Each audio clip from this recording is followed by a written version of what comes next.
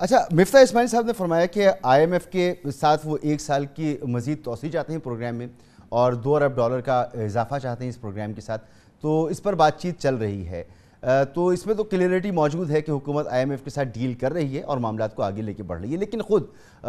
جو حکمران جماعت ہے اس کے اندر سابق وزیر خزانہ اسحاق ڈار صاحب وہ خلاف ہیں اس موجودہ پروگرام کے۔ وہ چاہتے ہیں کہ ری نیگوشیٹ کریں، دوبارہ سے پروگرام ہونا چاہیے اگر ہو، اور مفتاح اسماعیل صاحب اور شہباز شریف صاحب کی ایڈمنسٹریشن چاہتی ہے کہ وہ اسی پروگرام کو لے کر آگے بڑھیں۔ دیکھیے، میرا جو ذاتی تجربہ ہے اور ذاتی میرا جو اپنا خیال ہے، جو میں آئی ایم ایف کے ساتھ جو ڈیل کیا ہے اور جانتا ہوں، اگر ان کو یہ عندیہ ملا ہے، جیسے ہم سب کو ملا ہے، کہ حکمران جماعت جو ہے وہ ارلی الیکشنز کا، فریش الیکشنز کا سوچ رہی ہے، تو پھر وہ مذاکرات کہیں نہیں جائے، نہ نیا پروگرام ہوگا، نہ ایگزسٹنگ پروگرام کی توسیع ہو سکے گی۔ تو میرا خیال ہے یہ ہماری مشکلات میں یہ جو سیاسی جو کیلکولس ہے، یہ مزید پرابلم کریٹ کر رہا ہے۔ ان دی انٹرم اس حکومت کے اوپر بہت بڑی ذمہ داری ہے کہ یہ اسٹیٹ بینک آف پاکستان کے ساتھ مل کے منسٹری آف فائنانس ایک مؤثر جو ہے وہ رول پلے کرے، جو کہ وہ بالکل غائب ہے، نہ پرائم منسٹر صاحب ایکشن میں ہے، نہ منسٹری آف فائنانس ہے۔ میرا خیال ہے یہ جو ہے بہت ہمارے لیے ایک مشکل پیدا کر رہا ہے۔ جی، جیسے آپ نے بھی فرمایا کہ سیاسی دباؤ کی وجہ سے مشکل فیصلے حکومت نہیں لے پا رہی، آپ بطور معاشی ماہر کیا فیصلہ دینا چاہیں گے، کیا مشورہ دینا چاہیں گے حکومت کو کہ انہیں کون کون سے اہم فیصلے ہیں جو مشکل ضرور ہوں مگر کرنے بھی ہوں گے؟ دیکھیے، اس میں کیونکہ ہم اتنے سارے معاشی بحران سے گزر چکے ہیں، اب یہ بڑا ایک سٹینڈرڈ ٹیمپلیٹ ہے ہمارے سامنے، ہمیں پتہ ہے 1990 سے ہمارے پالیسی میکرز کو پتہ ہے کہ معاشی بحران جو ہے خاص طور پہ بیلنس پیمنٹس کی طرف سے جو آتا ہے اس سے کیسے ڈیل کرنا۔ اپنے انٹرسٹ ریٹس انفارچونیٹلی اور بڑھانے پڑیں گے، ہمیں مانیٹری ٹائٹننگ اور کرنی پڑے گی، کریڈٹ کو روکنا پڑے گا، لیکوڈیٹی جو ہے وہ مارکیٹ میں ٹائٹ کرنی پڑے گی تاکہ امپورٹس کو تقویت نہ ملے۔ جو بھی قدم ہم اٹھا سکتے ہیں فسکل سائڈ کے اوپر، آپ نے سبسڈیز کا ذکر کیا، یہ جو پیٹرولیم سبسڈیز ہیں یہ پیٹرولیم بل کو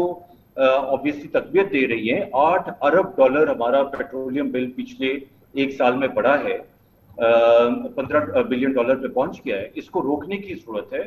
مزید اقدامات لینے کی ضرورت ہے، امپورٹس کے حوالے سے ان کو روکنے کی ضرورت ہے اگلے 3-4 مہینے کے لیے۔ تو میرا خیال ہے کافی سارے فیصلے ہیں، مگر جو ہے وہ ایکشن کا فقدان نظر آ رہا ہے۔ اچھا، ان تمام معاملات میں یہ کلیدی معاملہ ہے آئی ایم ایف کے ساتھ مذاکرات ہمارے آگے بڑھیں، پروگرام بحال ہو اور وہاں سے ہمیں کچھ ریلیف ملے، لیکن آئی ایم ایف یہ چاہتا ہے کہ ہم سبسڈیز ختم کریں، خاص طور پر توانائی کے شعبے میں پیٹرولیم پر سبسڈیز ختم کریں، بجلی پر سبسڈیز ختم کریں، مگر مفتاح اسماعیل صاحب کہتے ہیں کہ پیٹرول کی خاص طور پہ جو موجودہ قیمت ہے اس کو ہم برقرار رکھیں گے۔ تو ایک طرف عوام کو خوش کرنا ہے، ایک طرف آئی ایم ایف کو مطمئن کرنا ہے، اور شرط یہ ہے کہ سبسڈیز ختم کریں، تو کرے تو کیا کرے حکومت؟ دیکھیں، اس میں پہلی بات ہے جو آپ نے جو بات کی، اس میں جو امپلیسٹ بات ہے وہی حکومت لے کے آگے چل رہی ہے، اور وہ میرا خیال ہے وہ سوچ جو ہے وہ ہمیں تبدیل کرنے کی ضرورت ہے۔ یہ جو بحران ہے اس سے ہم نکل نہیں سکتے ہیں صرف قرضے لے کے چین کے سامنے یا سعودی عربیہ سے یا آئی ایم ایف سے، یہ حل نہیں ہے۔ حل یہ ہے کہ ہم فسکل اور مانیٹری اور ایکسچینج ریٹ کی ایڈجسٹمنٹ جو لازمی ہے وہ پہلے کریں، اور فائنینسنگ گیپ جو ہے وہ فائنینسنگ کے بعد اس کے بارے میں بعد میں سوچیں۔ تو میرا خیال ہے یہ جو سوچ ہماری رہی ہے پہلے بھی کہ ہم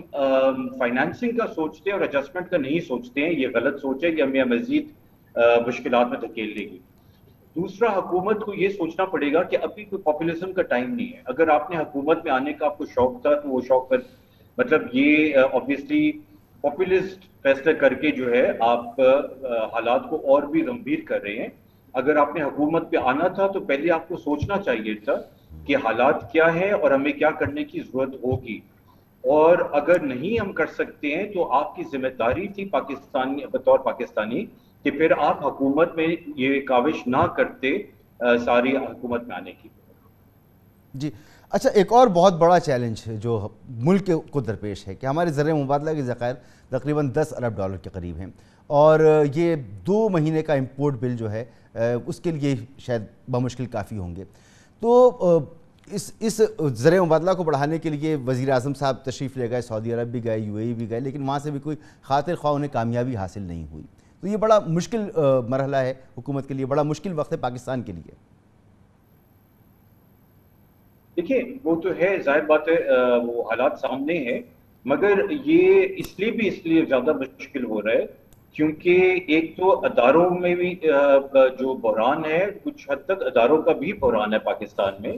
ہم نے جس قسم کی، اور ایک دوسرا جو بحران ہے وہ کمپٹنس کا ہے. اب ظاہر ہو گیا ہے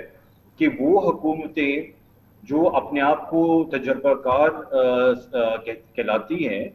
اور ان کے جو سلیکٹرز ہیں، اور اب جو پچھلی حکومت تھی اور ان کے جو سلیکٹرز تھے، یہ سارے نااہل نظر آ رہے ہیں. ہمارا جو فقدان لگ رہا ہے وہ صرف معاشی یا سیاسی نہیں ہے، وہ انفارچونیٹلی کمپٹنس کا بھی لگ رہا ہے. ایک قومی بحران لگ رہا ہے کہ ہمارے میں کمپٹنس ہی نہیں ہے کہ ہم ان چیزوں سے ڈیل کر سکیں. بہت بہت شکریہ آپ کا جناب ثاقب شیرانی صاحب، ماہر معاشی امور ہمارے ساتھ موجود تھے، گفتگو آپ نے سنی.